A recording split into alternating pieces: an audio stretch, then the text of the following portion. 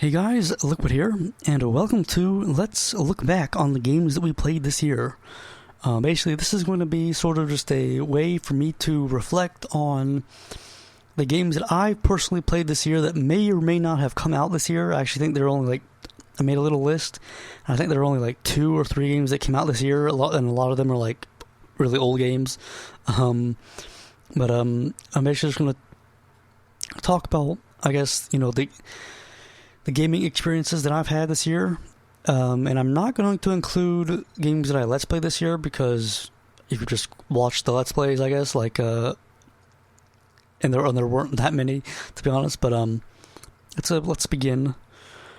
I think, first off, a notable mention that I just wanted to mention is actually not a game, but the movie The Wizard that came out in 1989 that I recently watched, and I had sort of been very familiar with the movie through reviews and whatnot, but I really wanted to check it out myself just because it is such an enigma, I guess you would call it.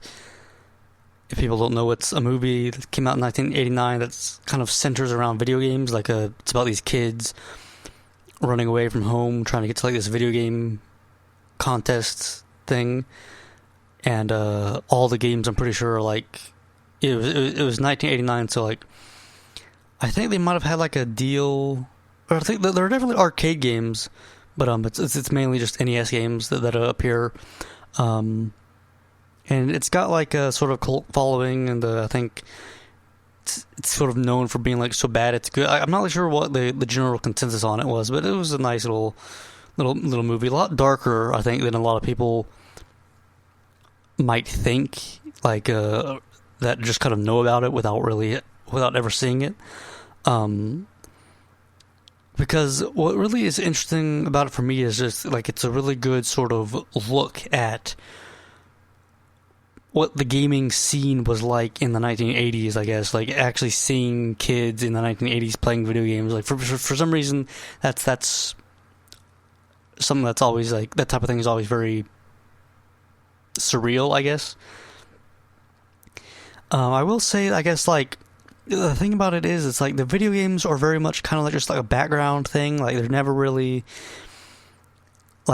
you'll see people playing, there's a lot of shot scenes of somebody messing around with an NES controller, and you can hear the game on the screen, but you don't actually see what they're doing. And whenever they do mention the games and show the games, it's usually just a couple clips, and a character will be oh man, you got the high score, but they never actually go into detail and or comment on what's actually going on in the game, here I am doing this trick, or it's not really about the games themselves. Does that make sense? One thing I actually did enjoy Bo Bridges and Christian Slater's characters. They're one of the kids that are running away, or being tracked down by adults, and one of them was some weird private investigator that hunts down kids, and the other one's the child's father and brother. And I enjoy seeing Bo Bridges and Christian Slater's characters bonding, and Bo Bridges' character kind of growing on video games, I guess. I would recommend, if you are I don't know, saying, I was gonna say, if you're a video game fan, you should check it out, but I don't know, it's, like I said, the games are pretty sparse, but it is actually, I think, famously was I think the first sort of unveiling of Super Mario Bros. 3 to the American audience, which I think that's pretty neat. But I would recommend checking it out, especially if you're into sort of like I said earlier, what gaming was like in the 80s, and you're like me, and that you're like me in that you weren't alive in the 80s yourself or whatever. Around the beginning of the year, I played Hotline Miami 2, which I really enjoyed like Hotline Miami. Hotline Miami, if people don't know, is like this weird, ultra stylistic, top-down shooter type thing, and like it's very difficult but very satisfying when you finally beat it. And it was I found it very exciting. There were a couple levels in it, like unlike the first game, like there were like some levels where like you have to like do it in a certain way because like they make you play as like a certain character or something, which I wasn't always a fan of. But it was pretty good. Like I could see myself replaying it if I was bored or something. And I look forward to a Let's Play of Hotline Miami 1 at some point on my channel.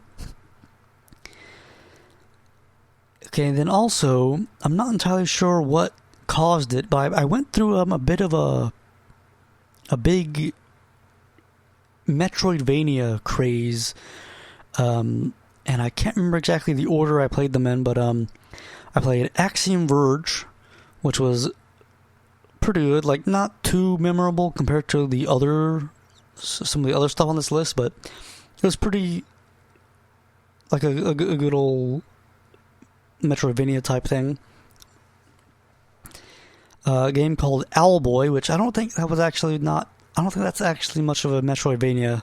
Now that I think of it, it's more of like just a platformer type of thing, maybe. Like it's kind of like it has a big open world, but you're not really getting new weapons and items to unlock new areas, if that makes sense. But it was alright. Like it's apparently it was like in development for like ages. But it finally came out, and it was satisfying. Like it's a good old a good tale of like a what do you call it? Like a rust. What was it? What do they call them? Like a rusty group. Motley Crue. Motley Crue. That's what I was thinking of. I played a game called The Messenger, which is like a weird combination of Ninja Gaiden, like NES style Ninja Gaiden meets Metroidvania, and honestly, it was amazing. Like the gameplay, especially gameplay wise, like there's just so much. They have this really cool thing where you basically have infinite double jumps as long as you manage to hit something with your sword mid jump, and the game really takes advantage of that. And like so, there are these real, you're like basically jumping through these gauntlets where, you know, your ability to do your next little double jump relies on you being able to hit something, and it's some really good stuff. I played a game called Hollow Knight, which honestly was also very amazing. Apparently there's a Hollow Knight 2 in development, which means that I got into it just at the right time, because it was really, really good. Like the world, I was amazed. What really impressed me was just how big the game was. Like I just kept thinking, like, surely I'm almost done with this, right? Like, surely it's almost over. But then, like, then I would just have like hours and hours left. Let's see how long I played it for. Hollow Knight. Yeah, apparently I have 56 hours on it, which that was 56 hours well spent, I must say. Beautiful art, beautiful like scenery, beautiful. Not scenery, but like a very good sense of atmosphere and whatnot. Very good game, and just very good like in terms of like Metroidvania. Like it is a Metroidvania. Let's just call it like just like you're constantly, when you compare the play when you compare your abilities in the beginning to your abilities at the end. You know, it's very good. And playing Hollow Knight, honestly, is also awakened my urge to play Dark Souls. I had previously tried to play Dark Souls in like like twice in years past, but I ended up like giving up around like when you get to like the undead parish or whatever it is. Like both times, I never really got too far in it. But this time, I'm not really sure what it was, but like this time it's probably because I went for a pyromancer this time, which like just like the place made the play style a lot different. And because like I guess I was always wearing a lighter armor than before. Like before, I would always just like wear like the heaviest armor you can get. It made it easier to sort of get into the mindset of like dodging out of the way of attacks and like watching your enemy and whatnot. Because before whenever I play Dark Souls, I would always try to parry every attack, which I found I just wasn't very good at, like the timing of it. And so being able to getting into the mindset of actually dodging and stuff made it a lot more fun, and I put a lot of time into it. And I would like to play Dark Souls 2 and 3 at some point. Let's see how much time I put into it. 109 hours, man. It was a good game. But that was also that's also including my time from years past. So I think that's probably maybe 70 hours in this year.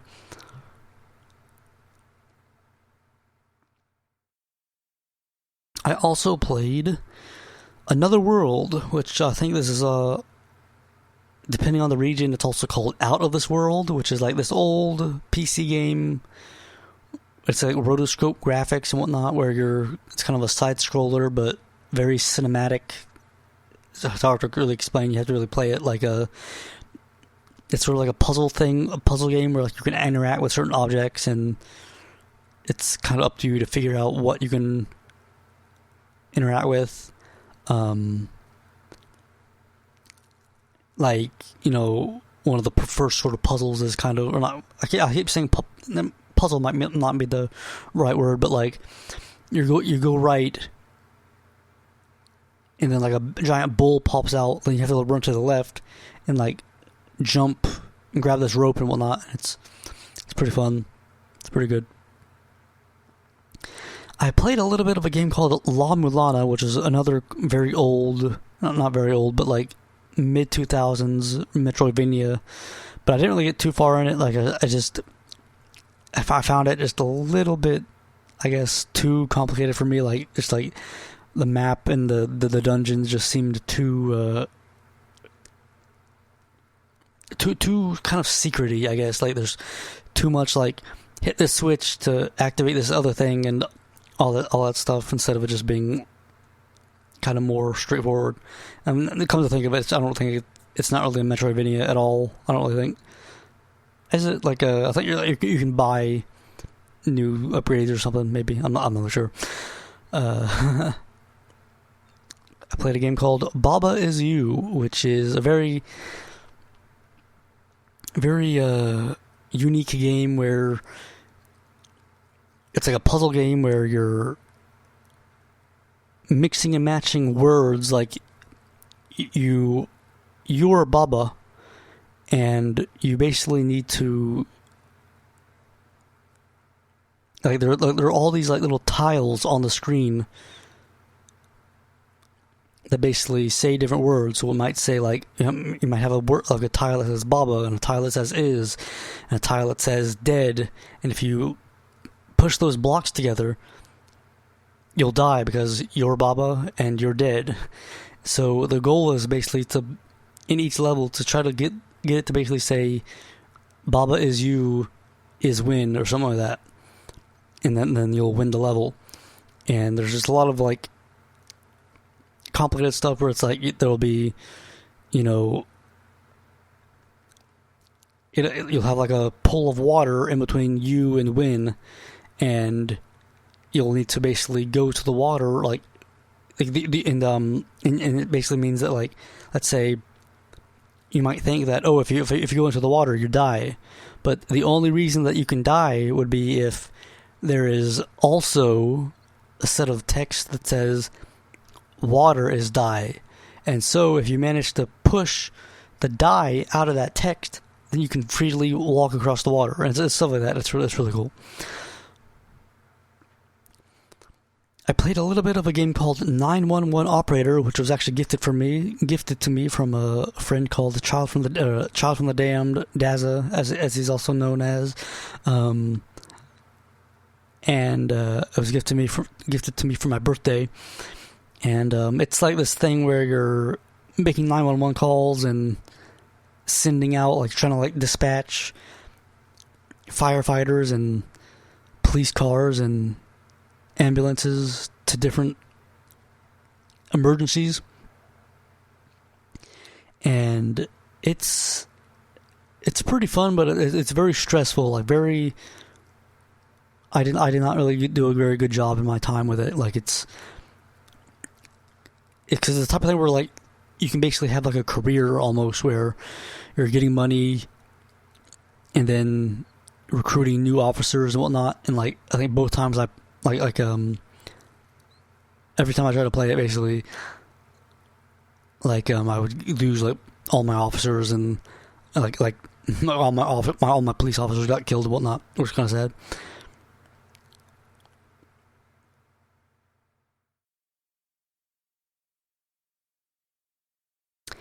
I played a lot of a game called Daggerfall Unity. And people don't know, Daggerfall is the Elder Scrolls 2, and someone on the internet, I can't remember what their name was, Daggerfall Unity, but basically someone remade Daggerfall using the Unity engine. It's made by, I will investigate, and it's just adds like stuff like draw distance and a bunch of other little kind of quote quality of life things that just make it a lot more fun to go back and play Daggerfall. I played a lot of it. Like I honestly, but the thing is, I never actually really did too much of the main story. I need to go back and like actually play the main story. But I did like a lot of like the Fighters Guild and stuff. One thing about it though is that like the dungeons are it has some very insane dungeons. Like you could really get lost in those dungeons for hours, like literally hours, because they always tend to look the same, and so like there's always just there's usually like one path, like one door that you're missing that has the goal that you're looking for. And also, because of the way the game was made, as I understand it, there are some dungeons that are literally like unfinishable, because like they were like randomly generated. But I don't think I encountered that at all in my time with it. One thing I did was I got a mod that is called, I think, like pointless travel or tedious travel. Is what it's called, where you're basically, if people don't know, Daggerfall is like, at least at one point, I think before Minecraft came out, Daggerfall actually like held the world record for like the largest map in a video game. Like apparently the map is like larger than like Great Britain, basically, because like the whole thing was kind of like procedurally generated in development. So like it's mainly just a bunch of just flat land. But now you can actually mod it to like actually have hills and whatnot, and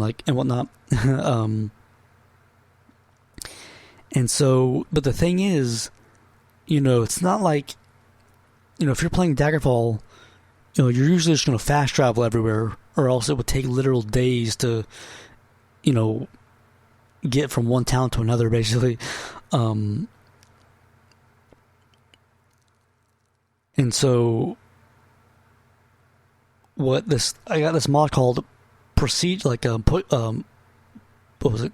tedious travel, where because it's like you have this massive map, but the thing is, if you're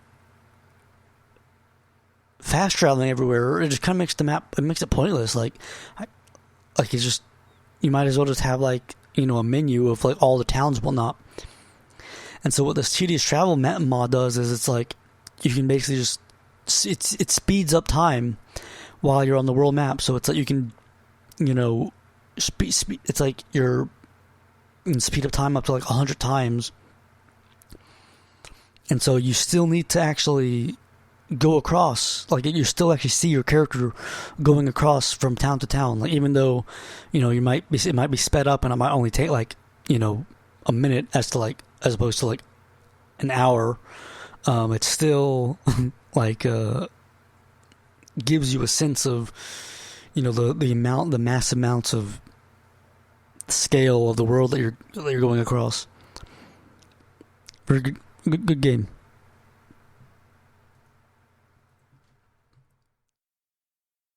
It was Gavin Clayton is the person responsible, also known as Interkarma. So thank you very much, Interkarma. Okay, now that those are aside, the next games I'm going to be talking about are actually old games, like all the things that I just mentioned were like PC games, whereas the ones I'm about to mention now were like old, like Sega, like Genesis, SNES, NES games. I kind of like had like a kick of just going back and playing old games. Alright, one thing I actually forgot to mention the first time I recorded this was The Legend of Zelda, the original Legend of Zelda for the Nintendo Entertainment System. This was a game that I'm sure that many, you know, video game fans have done this in the past, where, you know, you load up The Legend of Zelda, you walk around for a bit, realize you don't know what to do, then you close the game, and don't play it anymore. And I had done that quite a few times in the past, but this time I really sat down and actually gave it, you know, a go. And the thing is with the Legend of Zelda is, it's the type of thing where one of the most important things in actually knowing what to do at the beginning is using the manual. Like the game manual actually like has like a little, you know, like it tells you like the locations of like some of the very first dungeons, and it gives a lot of like tips and tricks that you know, are really helpful for, you know, for a beginner. And so it's one of those things where you gotta you know, remember what, you know, people were actually working with back in like 1985 or whatever. But The Legend of Zelda, you know, not much to say. You know, it's a classic.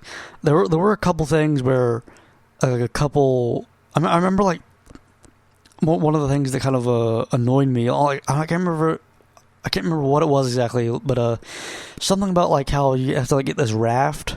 Like in one of the dungeons, there's like a raft or something, and you have to like use the raft for something else. But like it's really easy to miss the raft or something. And I remember thinking that was really weird. One weird thing was like the arrows, like the way that you shoot the bow and arrow. It's like first you have to like buy the arrows from a shop, but you're not actually buying the arrows as much as you're buying the right to turn your money into arrows from there on out, because it's like, you know, like let's say you might have to like pay like rupees or something. You might have to like pay like 50 rupees to get the arrows, but then from then on, you can shoot arrows, but it costs 1 rupee each time you shoot them. So it's like that first payment is actually just like you're like buying the ability to turn your rupees into arrows, almost. That was a fun one. Some of the later dungeons I remember were quite difficult. I just like to navigate, like just very confusing, and the enemies also were just very annoying. Yeah, because I definitely remember now. I'm just thinking back to like some of those last dungeons. It's like because there are a lot of like teleports, like not actual teleports, but let's like if you go up this staircase and you come out on this completely other side of the map and all this weird stuff. And it's like there are certain areas that you can only get to, and like if you go through the right kind of combinations of staircases. But it's a pretty good game. Like I can see, I know that there are people that like hold it very dear and like play it like every year or something. And it is the type of thing where, if you played a lot, I'm sure you would. If you played it a lot, I'm sure you would kind of get used to the map. Like oh, and then the top right, there's all this weird rocky stuff and all that, like or whatever. I did not play the second quest though, which might be interesting at some point to check out because I think like stuff's actually like in different places and whatnot. Sort of the original randomizer, if you will. And then I also played Zelda 2: The Adventure of Link, which also for the NES, which is a notable departure for the series. Or I guess at the time, like it was just a different, like a sequel that kind of was a bit different from the predecessor, but it's a side scroller, and also like it has sort of like RPG elements where you're getting XP and whatnot. And I really enjoyed it. Like I find that I don't think the map wasn't really as big as the first game, so I don't really think there wasn't really any getting lost or anything. Where you would get lost would be the dungeons, like the castles or whatever. Like they tend to get like these really massive, like sort of like you're collecting these orbs from like these massive castles or whatever. And like there's like a bunch of elevators and whatnot, and so you might think like how complicated could like a 2D level be, but it makes them pretty big and complicated. I remember there were a couple. I think I might have like tried to like grind by like balancing on these little eyeballs. Cause there were a couple. Oh, it's some of the enemies that I really like. There were these massive. I can't remember what you'd call them. I can't remember them too much. But there were these very particular enemies.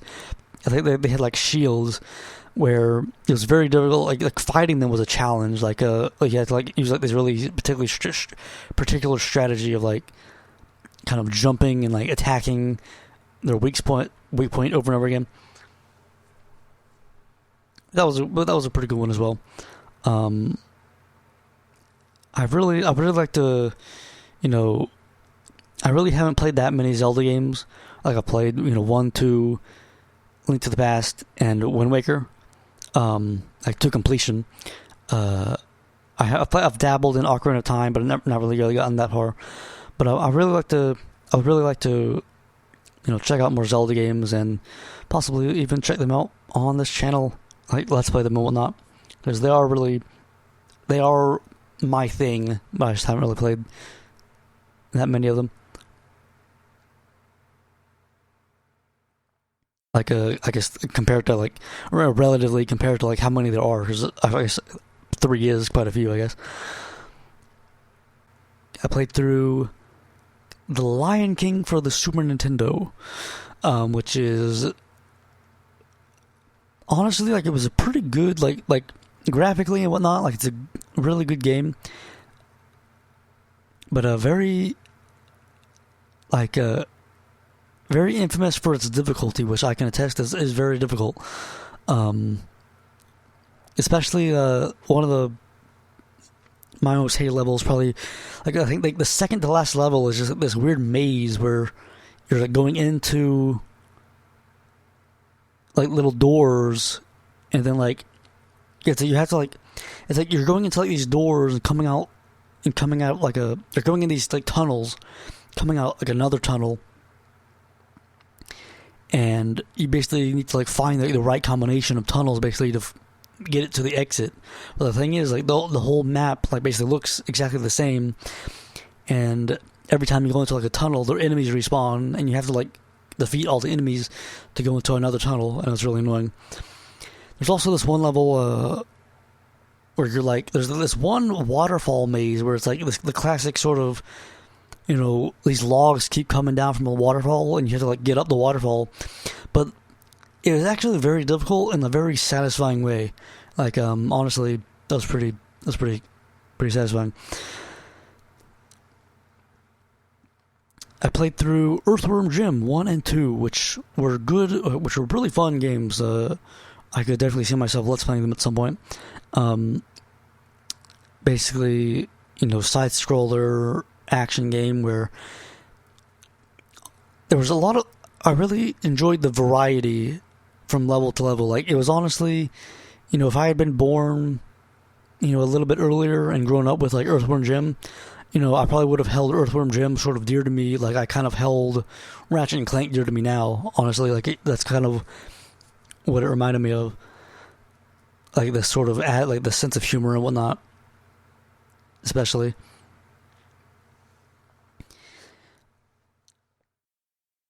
I mentioned earlier that I played The Messenger, which was like a kind of a Ninja Gaiden like. I did actually end up going back and playing Ninja Gaiden for the NES, which I think I ended up getting to, like, the final boss, but I don't think I actually beat the final boss. But I also played it for the Master System, which I actually prefer that version. I think the cutscenes might be better in, like, the NES version or something. Like they actually, like, have full animated cutscenes for the NES, which is pretty like, impressive. But the Master System game, I find, is a lot easier and just a lot more, like, less frustrating. That you could, I think it's definitely possible. You will die a lot, but it's found a lot more relaxing experience, I guess. This one might sound a little odd, but The Little Mermaid for the NES, which is a game that I'm pretty sure I used to play a lot as a young child. But, like, I was just kind of reminiscing of, like, the old days, and how I was pretty sure I used to play the Little Mermaid a lot, but I couldn't really remember it at all. And so I went back and played that, and it was a good little thing. Like, it was really short. Could definitely see myself doing an LP of that at some point. And lately, I've been kind of messing about with the Lost Vikings, which is a good old kind of puzzle platformer where you're controlling these three Vikings that are lost in time, and each of them have, like, their own little abilities, so you have to, like, kind of coordinate. It's really fun when you play with 3 players, which I used to play with some friends back in the day, and I had some good memories with it. And last but not least, lately I've been playing Shenmue 3, which has finally come out. Honestly, I must say, Shenmue, I got into the series very late.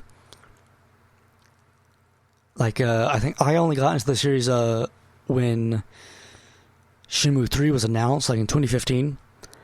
But honestly, I became a fan. It's Shenmue is one of those things where I think a lot of people don't really get it. And it has, like, this kind of stigma of, like, people are like, oh, Shenmue was only good if you played it back in 1998 or whatever. But like, I can say as someone who played it in 2015, I really enjoyed it. And I think it, like, for a lot of people, it just comes down to some people have a tolerance for, or like an interest for old stuff, like old games and whatnot. And like, as someone who, and myself, I really like 90s adventure games. That's really all to me. Like, Shenmue in a lot of ways is, just kind of a glorified 90s point-and-click adventure in a lot of ways, with some occasional fighting thrown into it.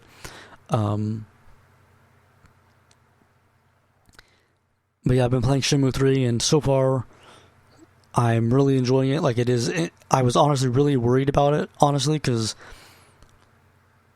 it didn't really, it's like the budget compared to the first two games was just so low. I guess, like, or at least the Kickstarter, like, what it made on Kickstarter was, like, very low.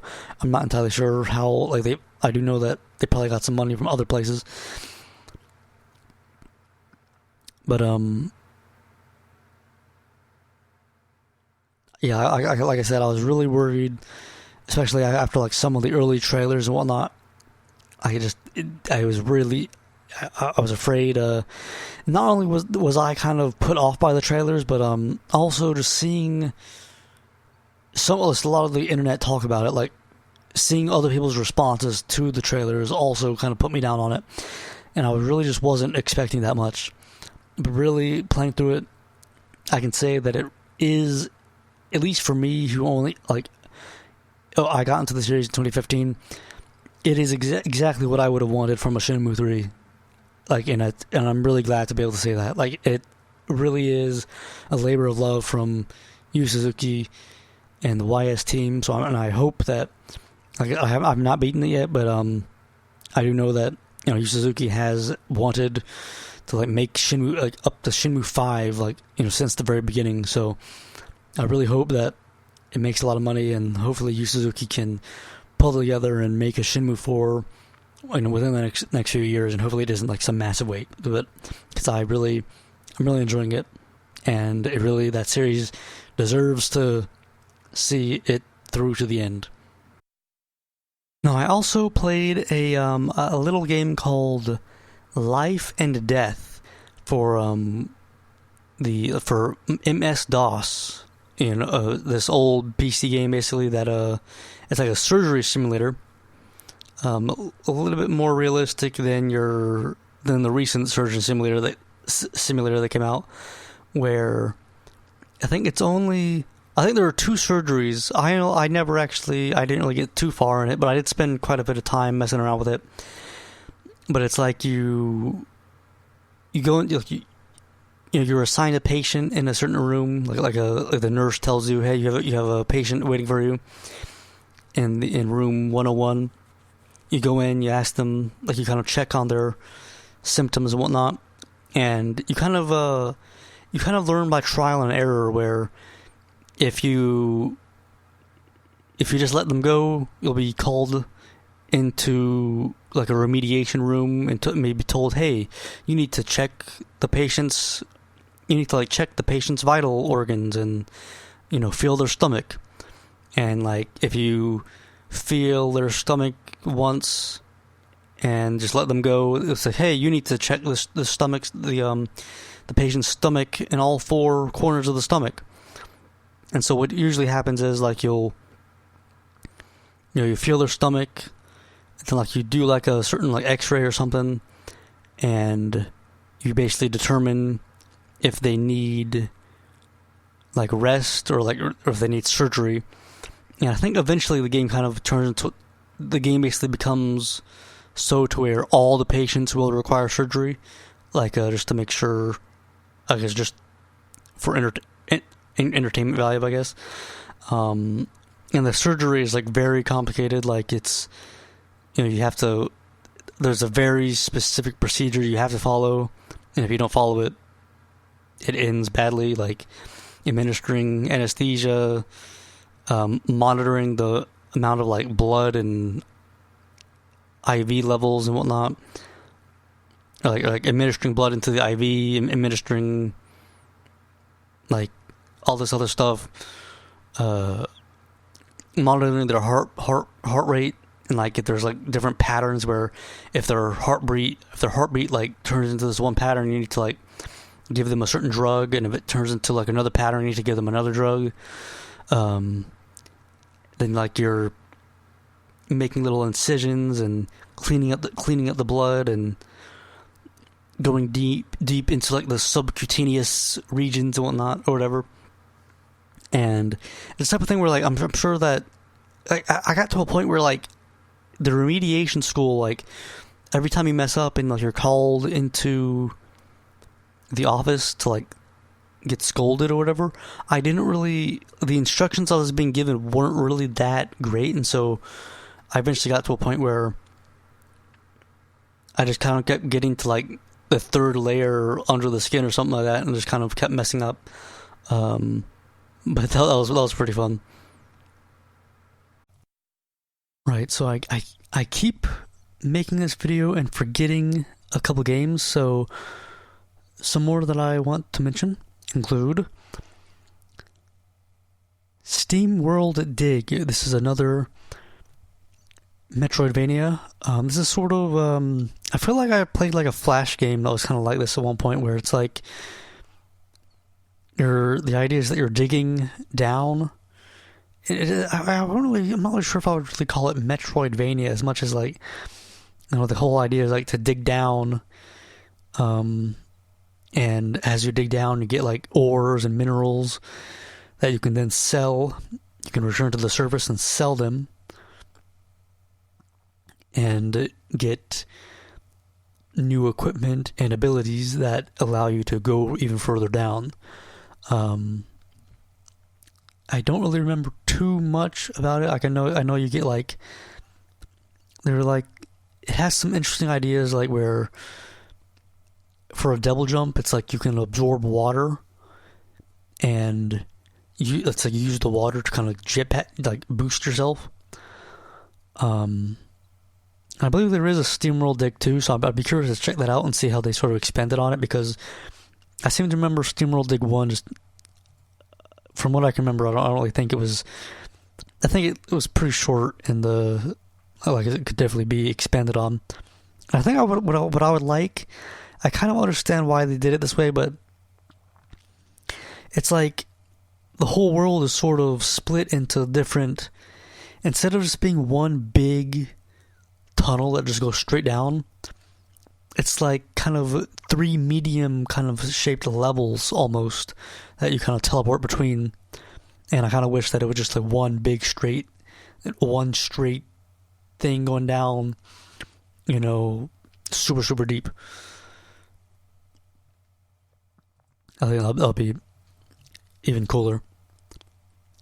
And another Metroidvania type thing that I played was a game called Outland, which is basically, if people are familiar with the game Ikaruga, which is like a bullet hell shooter type thing where you can switch yourself between like being black and being white. And while you're white bullets, or I think it might be blue and red, I'm not really sure. But like while you're white bullets and obstacles do not hurt you. And while you're black obstacles and whatnot do not hurt you. And so it's about like, changing your color at the right time, as well as like dodging the bullets and whatnot. Well, Outland is basically kind of like that, but it's a platformer, adventure explorer type thing. Again, I actually don't really think it's Metroidvania, because I think it's pretty much a linear thing. But it does get pretty interesting. Like it gets pretty difficult towards the later levels. I remember like the last boss being quite challenging, in particular. But it was pretty neat. And I remember it was something that I remember playing like a demo for it way back when, but never actually like playing the whole game. And so actually going back, I'm glad to have actually gone back to it now. Another game I played was The Room 2. Now this is a sequel to a game called The Room, believe it or not. And I first played The Room. Basically, it's kind of like a puzzle. I'm not really sure if you would really call it an escape the room game, like an escape game or whatever, but basically in The Room 1, the idea was, it's just, you have a box, and you're trying to open the box, and there are all sort of little contraptions on the box, and maybe even in the room as well, like that, where you'll kind of slowly but surely open different compartments of the box, trying to get deeper into it. Now, the room 2 is kind of like that, but it has like shorter levels, like different levels that are. It has maybe like 5 levels that are, more shorter thing. I think they're all still the same kind of open the thing, but I think it does kind of have a little bit more variety, I think. My main complaint about it was that I don't really think, I really enjoyed the room 1, but the room 2 just felt kind of, it never really felt too challenging. Like, it was very obvious what you needed to do most of the time. And like, it was kind of, like, it's interesting to see like the various ways that you had to like open these compartments and whatnot, but there wasn't really much thought involved. Like, I actually wrote a review for it on Steam, but basically I said something along the lines of, at its easiest, you're literally just putting the thing that's right ahead of you in the slot that's right ahead of you. And at the most difficult, it's stuff like, there's a piece of paper with like some letters on it, and then there's like a typewriter next to it. You put the pieces of, you put the letters in the typewriter, and something happens. Woohoo!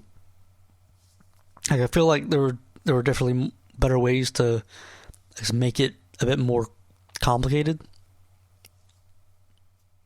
if you will, but it was still alright. Now, one game I recently played within like the last couple of weeks, I actually went back and played Arkanoid for the NES. Arkanoid, if people don't know, is like, people might be familiar with Breakout, which is basically where you control like a little paddle that's going back and forth, trying to hit a ball to break a bunch of blocks. And Arkanoid kind of takes that sort of formula and expands upon it, where you have power-ups now. You have power-ups that like split the ball into like multiple balls. You have like levels that are different, that are shaped in different ways. You have like, my favorite levels are the ones where you have some blocks that are literally unbreakable. And so sometimes you'll have a level where there are only actually like a few blocks that you need to break, but they're positioned in such a way that you need to navigate the ball through a bunch of like this really narrow space. Like, you just need to like hit the ball into this little hole basically in order to ensue that it hits like these like 2 blocks. And for some reason I always found those levels to be the most interesting. And of course, one of the most satisfying feelings is, when you manage to get your ball kind of stuck up somewhere where it's like it's just constantly bouncing against the blocks and you don't even need to worry about it.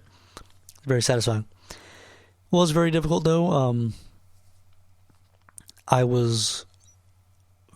Eventually I found out that there is a continue code that I think like on the main menu you press select A and B, or so you hold A and B and then press select 5 times and then press start, I think, and you can like restart from the last level that you died on, which is very needed because you will die a lot, because like some of those levels is the ball itself like it's really fast, and it's really like I'm sure I haven't looked any like, I'm sure that if you went to like the darkest depths of the internet, you could find some very insane professional level Arkanoid play. One interesting thing about it is I didn't actually know this beforehand, but apparently when Arkanoid was originally released, it actually came with like its own little paddle controller. Because I will admit I played it on an emulator, and I was a bit confused because my gamepad wasn't working. I was like, what the heck?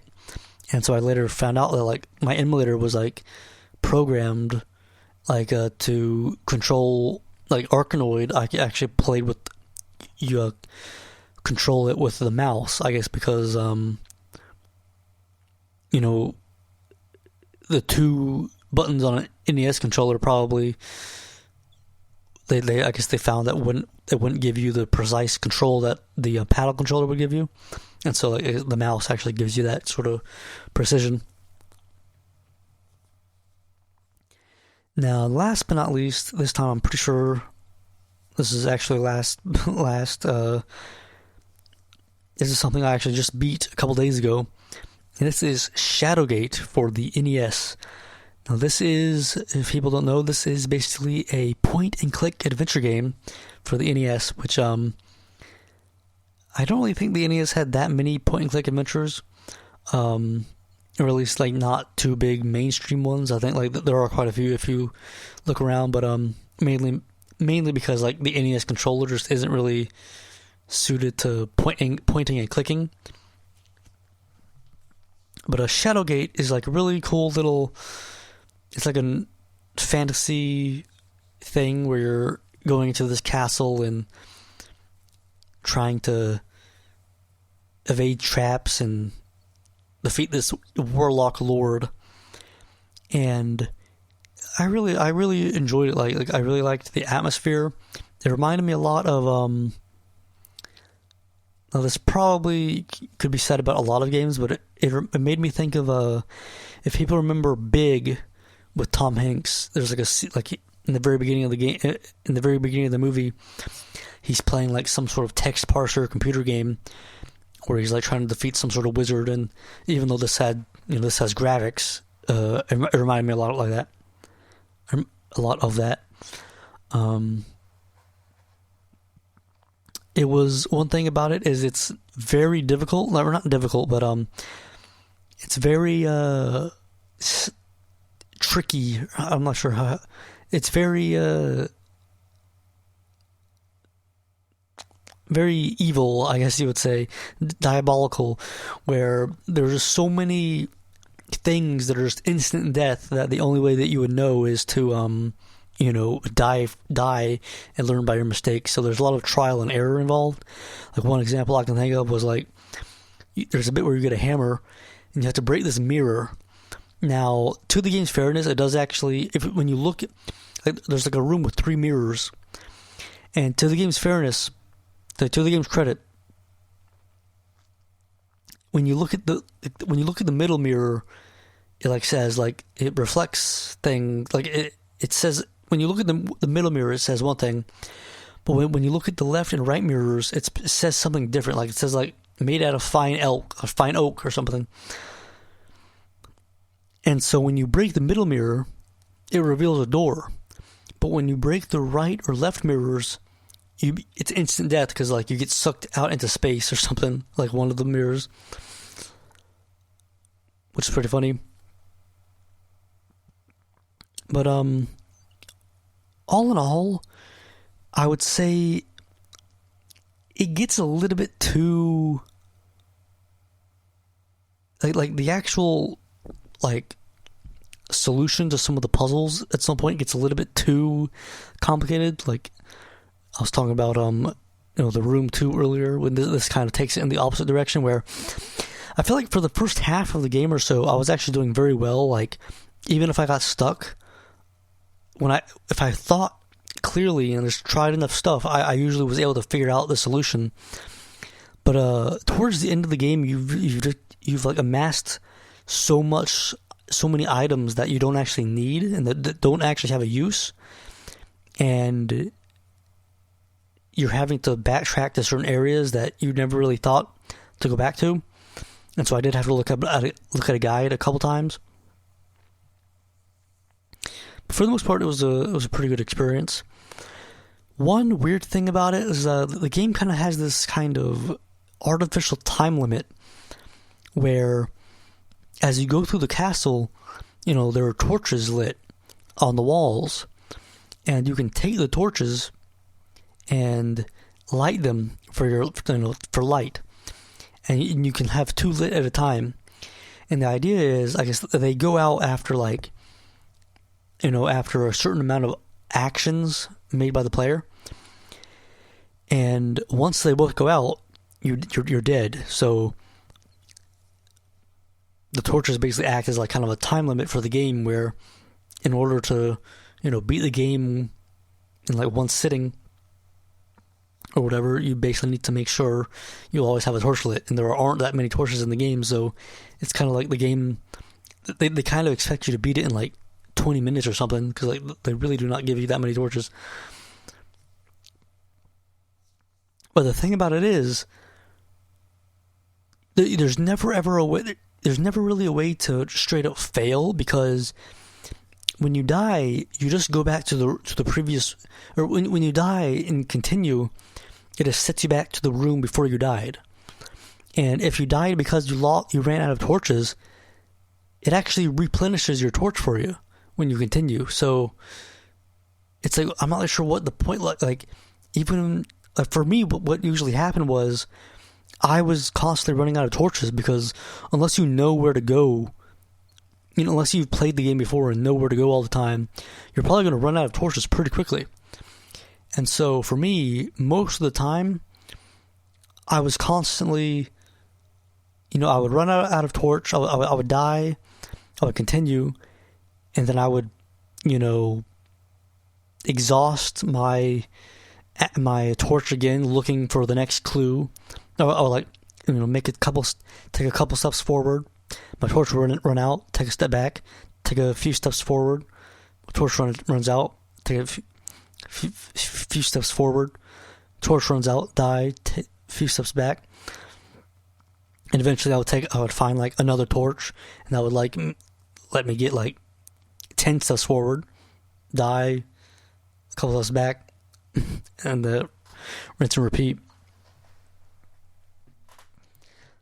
So I guess like the torch thing, like it was an interesting idea, but I just found it kind of unnecessary. But yeah, Shadowgate, that was a good game. Like I think they've actually got like a remake on Steam, like a modern PC remake. I'm not sure if it's like a remake or like a reimagining or whatever, or what it is, but it's pretty neat that it exists. I've not played it. Trying to think if there's anything else about Shadowgate that I want to say. I do not think there is. One thing about it is the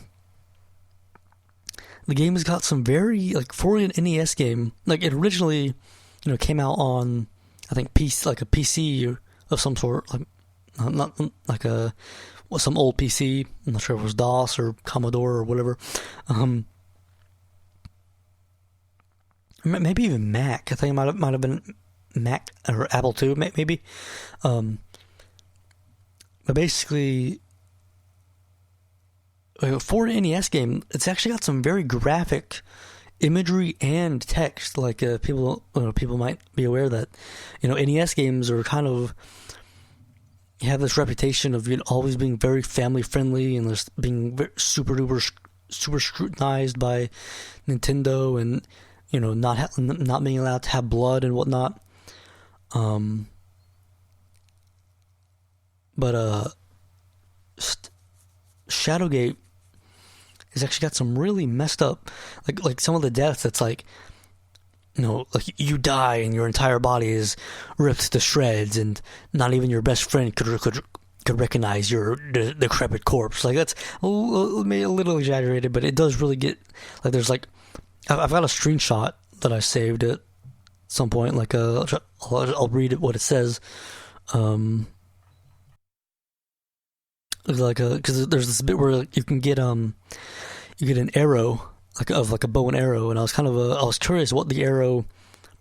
I was just kind of messing about with various items, and I tried to use the arrow on myself, right? And it says, "You thrust the arrow into your chest, blood begins to flow.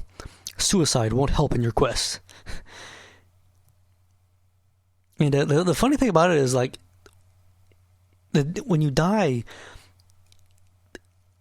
you don't actually just instantly like go to a death screen. Like you actually like read the text describing your death, and then you go to the death screen. Like for some reason that specific order of events there always made me laugh a little.